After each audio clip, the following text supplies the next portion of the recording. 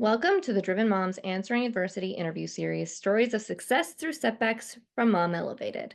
Together, we can shine a light on how normal challenges and struggles are, along with how we can overcome and rise above them.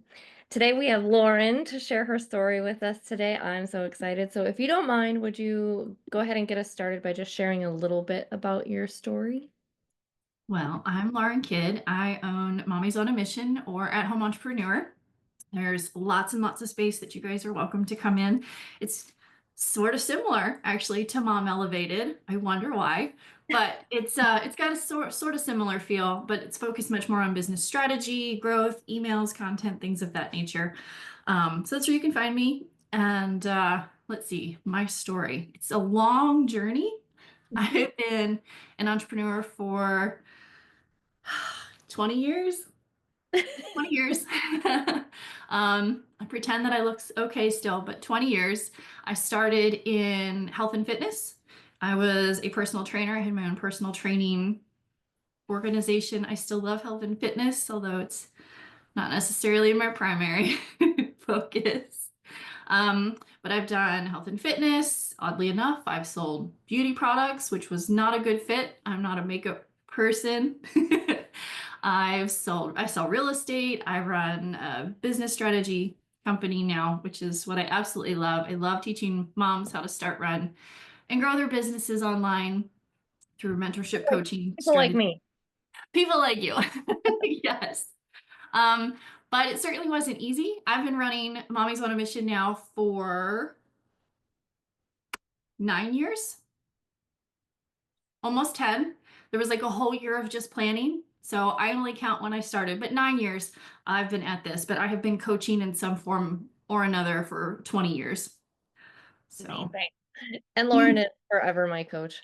But what adversity have you answered then along that road? It's been a long road. I've heard bits and pieces. What adversity or like major pivotal moment do you think that you have answered, and how did you answer that? So I feel like the first half of my entrepreneur journey is completely different than the last 10 years of my entrepreneur journey because I always just said, I'll get to it. I'll do it. It's fine. I have time. And I did prior to having children. And I have two with a really big age gap.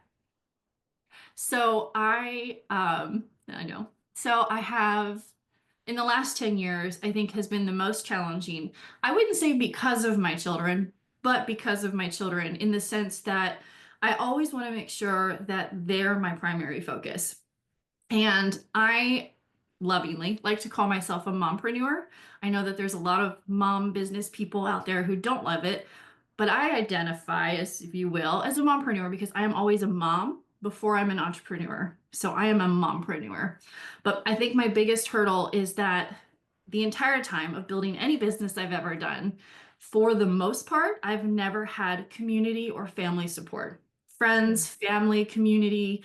Everyone was like, no, it's a terrible idea. It's going to fail. You don't focus enough. You're not doing this. You're not doing that.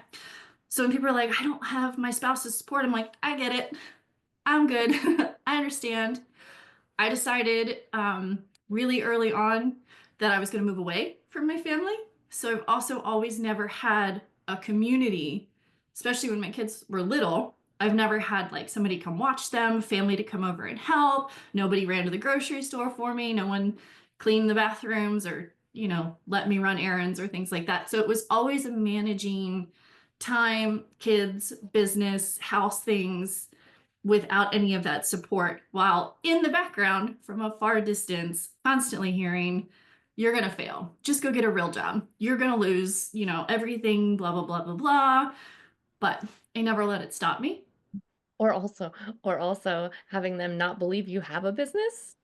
Yes, I constantly hear that. Oh, you don't really run a business. It's just one of those Facebook things. It's not. It's paid Wait, many bills through many a year.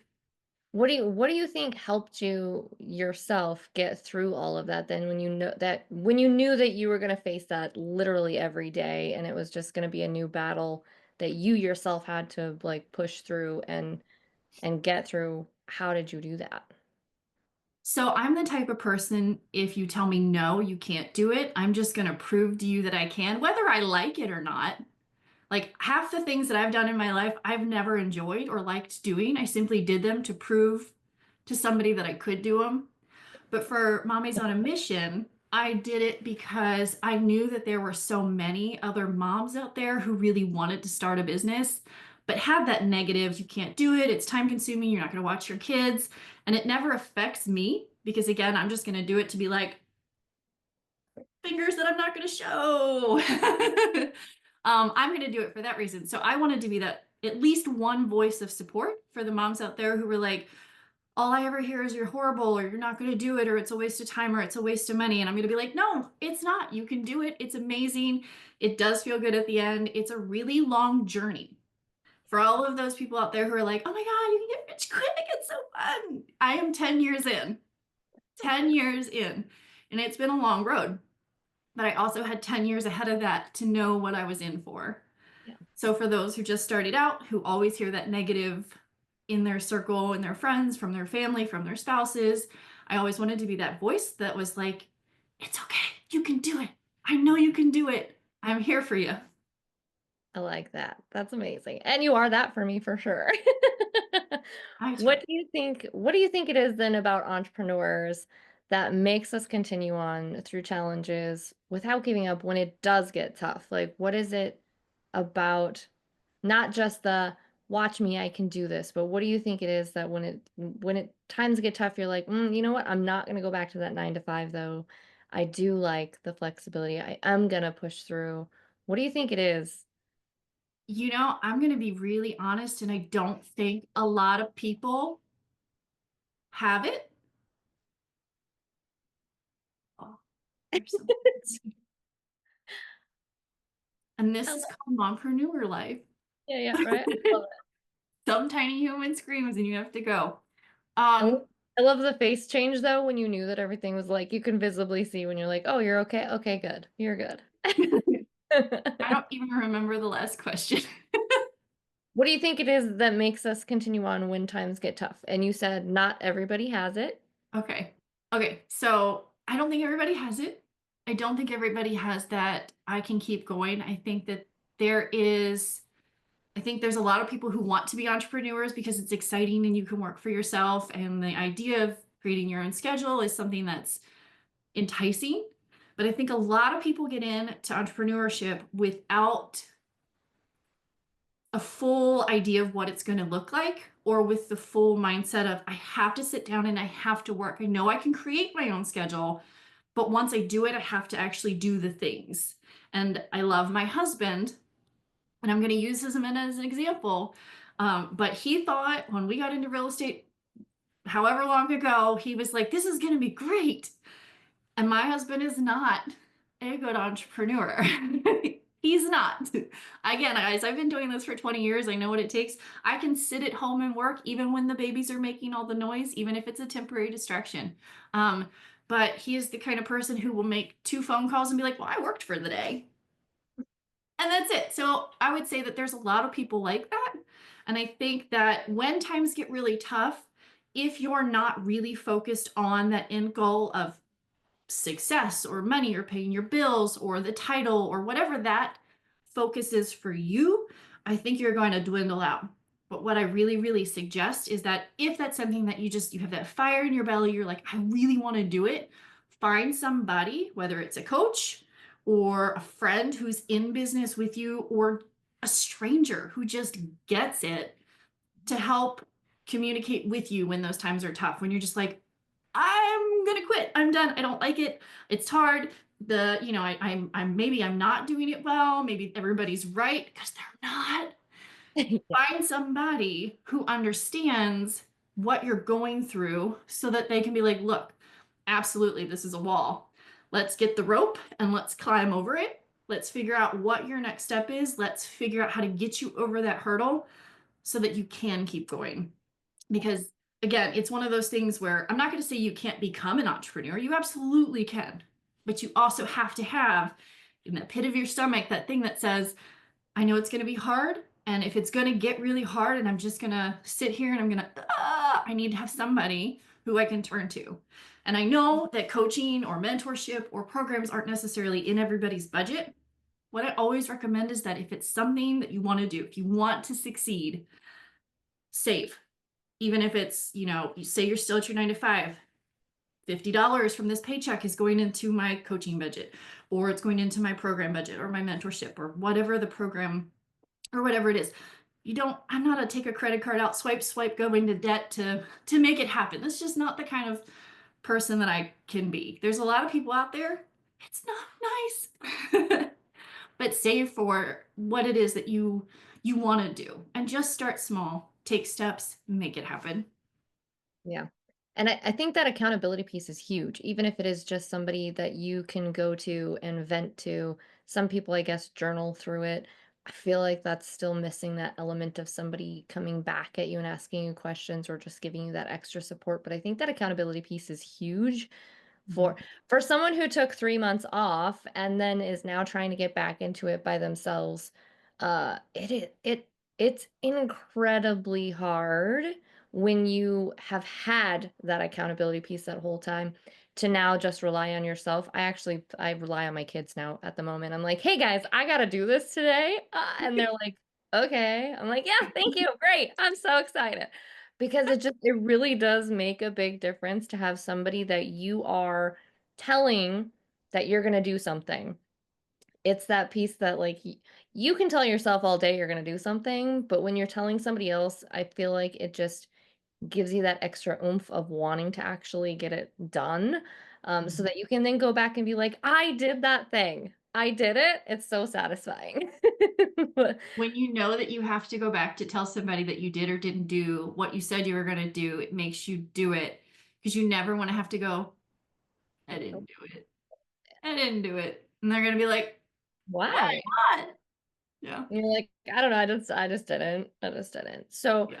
with that then, I know that you've gone through some other really difficult times just in your life. How do you navigate, I suppose, having that impact because all of that will in fact impact your business and as well and how you show up or how you want to show up. Um how do you tackle that and let that be kind of compartmentalized so that you can still do your business pieces and grow while you're handling all these life pieces? And then I have another follow-up question. So my dad passed away 3 years ago in like the height of my business where I was left and right busy. I had way more on my plate than I probably should have when I started dealing with that. I kind of think that's where we were going with this. I've had a lot of other things like that happen, but that was a really big piece to my puzzle. So I did something that I've never ever done in all of my years of business. I told my clients I was unavailable for a week, just 1 week. And most people were like, that's nuts. Why would you only take a week off? That was such a traumatic, it was very traumatic the way it happened. And I'm not going to go into that. Um, but it wasn't just, peaceful and whatever. It was like, holy Moses, this happened. So it was a lot. But one, and this is really crass, I am the type of person who's like, okay, you have bills to pay, put on your big girl panties and just do it. I'm sorry that you're sad. You just got to do it. I realize that there are situations where you do need to like take that moment. And I did. I took a week, which I know to some seems really unfeeling. But when I'm really in the heat of something super stressful, like a complete transition in life, I have to work. Otherwise, I'm going to sit around and wallow, or I'm going to lose my mind, or I'm just going to cry, or I'll find myself in, I guess, a depressive state. And then you physically have to crawl out of that hole at some point. So for me, for that situation, I took the week simply to organize the funeral, to go through his house, to work with my brothers, to get some financial things taken care of. So once the, I guess, paperwork, the hard stuff, the organization was done, I took some nights where I was just by myself and I had some wine and I'm not gonna lie, I sat at an Outback one day and just cried. I just completely cried over glasses of wine, and the poor bartender just sat there and was like, "Would you like another?" She was the sweetest thing. I left her more money than I've ever left a bartender in my entire life. Just because I was like, "I'm so sorry." She's like, "You're fine. Cry it out. It's good. It's good for you." But when all that was done to get through it, I put on my big girl panties, came back to work, and I just threw myself into work. And honestly, that was so cathartic because it gave me a reason to keep moving. I'm also a mom, so I certainly couldn't just sit and wallow forever. It was very hard. It probably took me a solid year to like stop crying over some of the situations. But just to jump back in helps to keep your mind focused, helps you, not really stress as much, which I guess sounds really silly. If I had gone back to a 9 to 5, I think it would have been the most miserable thing in the world because then I'd have to be around all these people. But I got to Yeah. be around people that I liked, who I got to then, sit and listen to their situations. I got to use my brain and think about how to do things for them and their businesses. So it was a really nice distraction. And I kind of use that with every big life event. I'll process it. I'll do what I have to do. And then I dive right back in because it's good for you to actually focus on something other than the stress. So I know a lot of times when people get into entrepreneurship, money is the biggest stressor. And they're like, well, I have to make money. I have to make money. I have to make money. And then they spend so much time stressing over having to make money, they don't actually do the work that will bring them money. They spend That's true. time, looking online for things and looking for solutions and looking instead of actually just doing the work. Um, Yeah. Do you also think, I mean, yeah, absolutely, we do that. But then we also justify it by saying that we are doing, like, no, we're doing the work. No, we are doing yes. it. But we don't Yep. see that it's not actually productive or like the intentional action that needs to move us forward. I did that 100. for a long time. And then I find that a lot of people are like, well, I'm doing this, so it is work. And I'm like, okay, but is it intentional work? Yeah. Is it work that's actually moving you a step forward? Did you share this? Did you have a conversation? Did you go out of your element? Those are the actionable steps to that make you money, not the putting the social media together or the organizing the emails or planning the blog. Like those will eventually make you money. But if you need the money now, you got to do the talking and the sharing and the inviting. And those, when you're really down and you're really stressed, are the things that you're like, I don't want to do. But those are the things that will actually quiet your mind when you do them, because then you don't have to focus on all of the other stress because you're focused on inviting, helping, and sharing.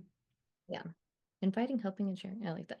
And then, so my follow-up question of is more focused on like the mompreneur side. When obviously your kiddos have a wide gap. Did you find the shift from one kid to two kid difficult with also maintaining everything? Because I know, so like I started when we were about ready to pop with Oriana, so I started with two, basically, and then the transition from two to three because my third is the wild tornado, and I had to follow her around and or just deal with her chaos all the time.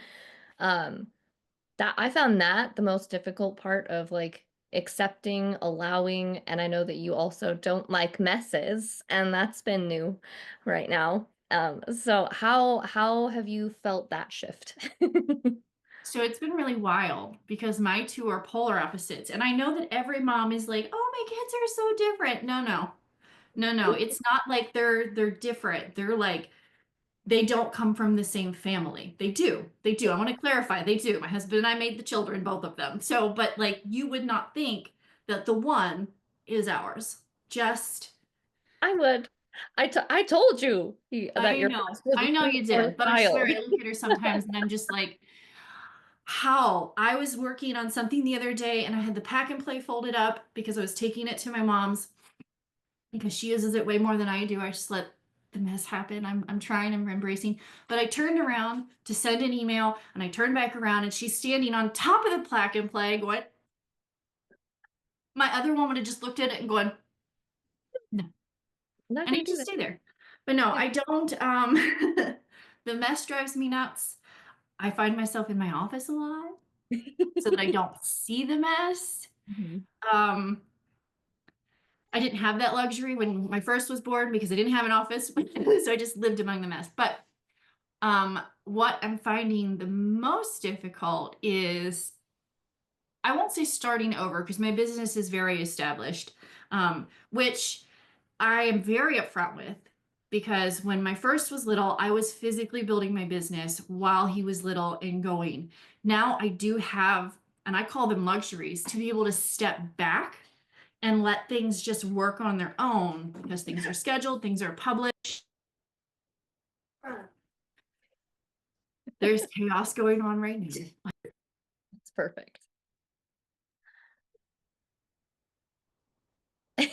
Even during interviews, it's called motherhood. It is. I think it's wonderful though. Like I think this is the perfect I, Interview. yes, because I've done interviews where they like blur out the background, but you can still, I mean, I know that their kids are back there and they try to tune it out and whatnot, but I think this is the beauty of what I'm trying to show everybody is Yeah. like you can be successful and have And this still have chaos. utter chaos going on in the background. Yes, absolutely. It's Like is the thing. it's a And still be blabby. composed. Look it out. You're composed, you're articulate, you are getting your point across. You And like you know this what? is Every once in a while, that mute button is your lifesaver. Again, I built my business while my first one was loud and crying or nursing while I was doing videos. I wiped a butt one time on a live when we were potty training. I used to just keep sanitizer at my desk because that's just what I had to do. If Yeah, I wanted to work, I also had to be a mom. It didn't right? mean that I couldn't wipe a butt. He didn't walk around with crusty booty because that was not okay. But the biggest transition for me is that I've been able to take that step back with her because things are established. And I'm very upfront with that because what drives me nuts in the entrepreneurial world now is that you have a lot of mom entrepreneurs who are out there now who have become moms after their businesses are established. And now they've transitioned from female entrepreneurs to mompreneurs with an established business. And you see them sharing how easy it is to have a business with children where they have full-time nannies or they have people who watch their children or their children go to daycare. I homeschool. My children have never been to a daycare. They've never been to a school. They're here all the time. All the time. And I love it, but I'm also very upfront with I am established. I do have systems where things can run on their own. So I'm in a different place than a lot of the moms that I teach because they're just starting out. So I Yeah. never want to give them that false hope where it's like, oh my God, it's so easy. I have two kids and I can do whatever I want. I can now because I have built such a foundation. And So you have systems that you already built that you are teaching. exactly, that are in place, that are always running. So I always caution people, when you're mentor shopping, please ask them how established their business is when they had kids. If you're a mom and you're looking for a mom mentor, find somebody that aligns with you. Find somebody who's going to be very honest. Because, if it's one of those nice falsy somethings, your business isn't going to grow in the way that you want it to, because you're always going to be trying to do somebody else's business who didn't have the business when they were in your shoes. Yeah. Yeah, absolutely. That's 100% true. I think I followed you for a year before I even reached out to work with you in any capacity. And I think I was looking back, I think the first thing I did was take one of your courses. Mhm. And so like I dipped my toes in very Mhm. slowly. Yeah. And I don't think there's anything wrong with that. There are definitely people who are immediate buyers and fantastic do that, but know that a majority of people will probably follow you for forever until they finally reach out.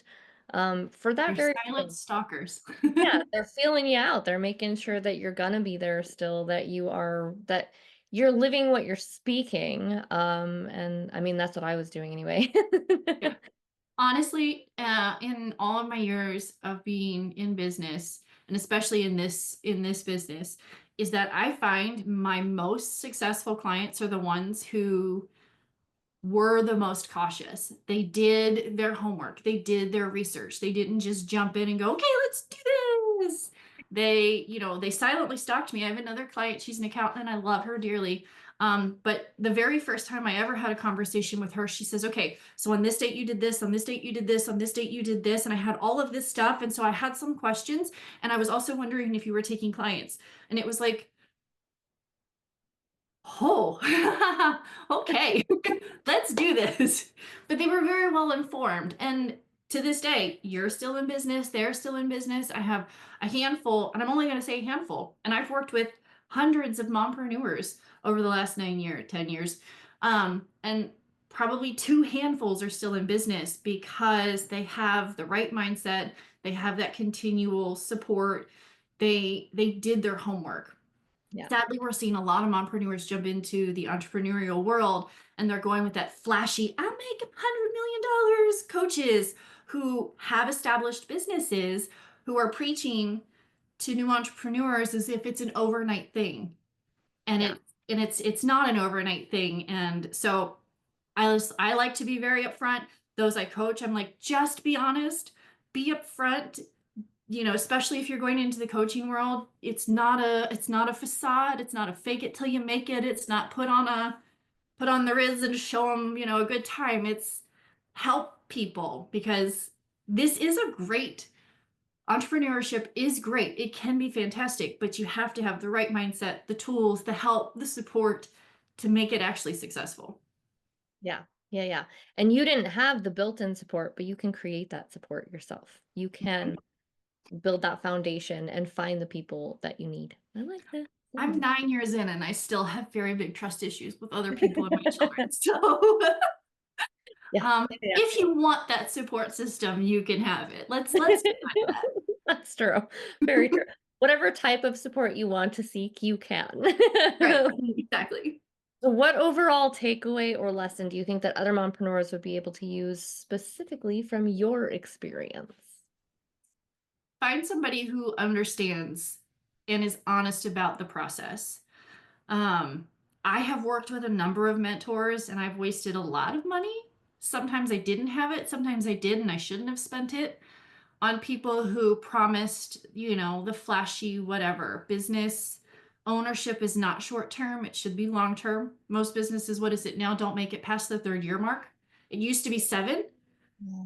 and now it's 3. It's 3 or 4, something like that. They don't make it past that year mark because the tools aren't there, the foundation isn't there. So find somebody who's, been at it in the way that you want to. If you want to be genuine, find somebody who's genuine. If you want to be flashy, by all means, find somebody who's, flashy, brand new and whatnot. There's nothing wrong with either. It's just whatever type of business that you want to run, find somebody who's doing that and hitch your tail to their wagon.